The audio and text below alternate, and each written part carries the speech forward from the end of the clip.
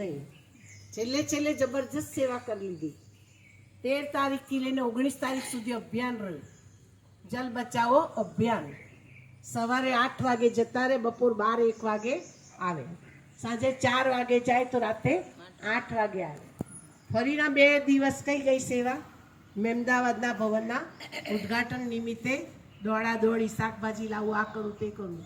અને 22મી તારીખ આખો કઈ ગયો? મહેમદાવાદના ભવનના ઓપનિંગમાં. એટલે જો કે છેલ્લે છેલ્લે આજે બાબાએ કહ્યું ને કે દિન રાત શું કરો તમે? સેવામાં. શરીર સાચવ નહીં કરવાનું. આપણે બધા તો શું કરીએ છીએ? હવે બહુ થાય નહીં, બ્રહ્મા બાપને સામે રાખવાનું, દાદી જાનકીને સામે રાખવાનું. બ્રહ્મા બાપ 60 વર્ષ પછી પણ કેટલી સેવા કરી, 93 વર્ષ સુધી. અને દાદી જાનકી 101 સુધી તો જબરજસ્ત સેવા કરી. અને 102-3 વર્ષ સુધી પણ સેવા કરી. છેલ્લે 1 વર્ષ જ એમ નથી એટલી બધી દોડાદોડ સેવા થઈ.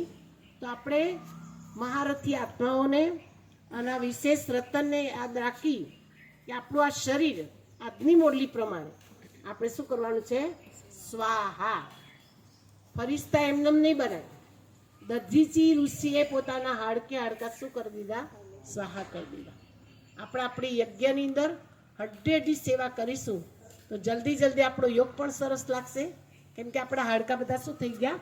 સ્વાહા થઈ ગયા, અને આપણે ફરિશ્તા બની ગયા. તો આજ વિશેષ શ્રદ્ધા સુમન અર્પણ કરશે આપણા દક્ષાબેન.